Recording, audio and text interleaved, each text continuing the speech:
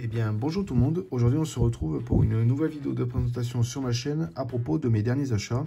Donc j'y suis allé cet après-midi, je suis allé à un magasin, donc ça s'appelle Maxi Toy, voilà bon c'est assez connu, hein. C'est un peu comme la grande récré, ouais c'est à peu près pareil. Et j'ai pu trouver mon bonheur, étonnamment, hein, parce que j'y vais souvent et à chaque fois c'est vide. Et là j'ai eu un peu de chance, ça venait d'arriver parce que les rayons étaient vraiment pleins, ça regorgeait de modèles 2021.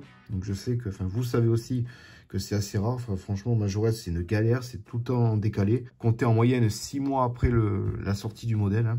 Moi, c'est en fonction de ça, je me fie aux 6 mois. Et j'ai pu les trouver à bon prix et j'en ai profité, j'en ai pris plusieurs. Voilà, donc assez content. Surtout que c'est des modèles vraiment pas mal. Donc on a du vintage, on a du racing car et on a une petite surprise à la fin. Donc un modèle que j'ai assez galéré aussi à trouver. J'ai failli l'acheter sur eBay parce que vraiment j'ai désespéré et puis tout compte fait, je l'ai trouvé au prix du marché. Donc on va commencer par cette petite Lamborghini Countach LP400, donc de couleur rouge. Voilà, très très belle, hein, avec hop, les deux petits ouvrants, la portière qui s'ouvre comme ça. Voilà. Bon, pour moi la Countach c'est l'une des plus belles, hein. Il n'y a rien à dire dessus. La petite tempo à l'arrière, châssis en plastique. Moi j'adore les roues personnellement, ça lui va super bien. La couleur est parfaite, voilà, rien à dire dessus. On enchaîne avec cette petite Porsche 934 noire. Pareil, hein, les jantes, la petite tempo à l'arrière. Voilà, c'est vraiment très bien fait. La série vintage, franchement, rien à redire dessus. Voilà.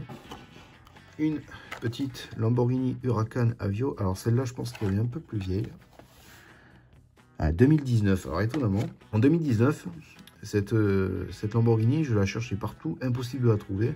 Alors je sais pas si c'est moi qui n'a pas été assez rapide ou alors il n'y en avait plus. Mais voilà, je suis content d'avoir trouvé enfin, presque 3 ans après. Mais vraiment, j'ai galéré à la choper. Il y en avait qu'une en rayon.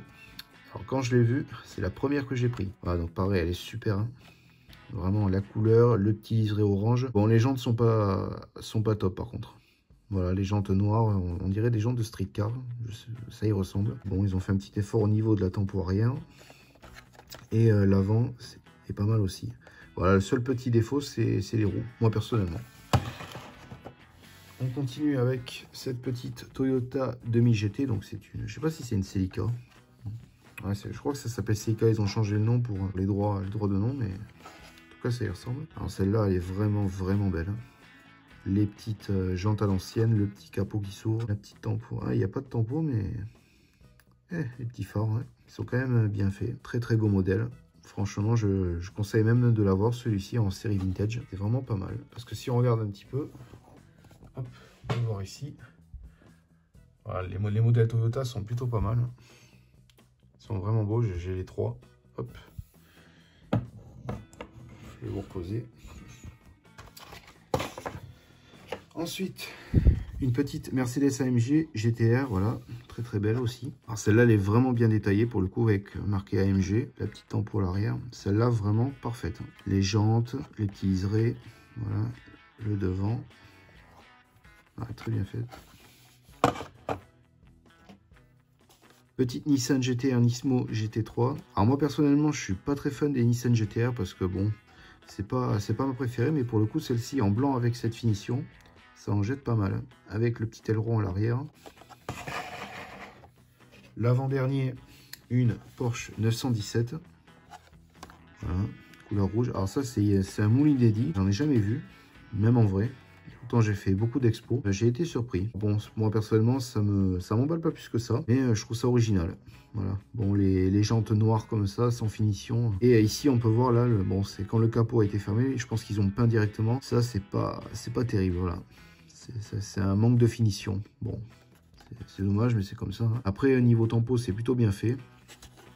Voilà, on peut le voir ici. Bon, il n'y a pas beaucoup de détails au niveau du moteur, hein. Ouais, il n'y a pas beaucoup de détails. Voilà, bon, petit modèle que j'ai pris pour la collecte.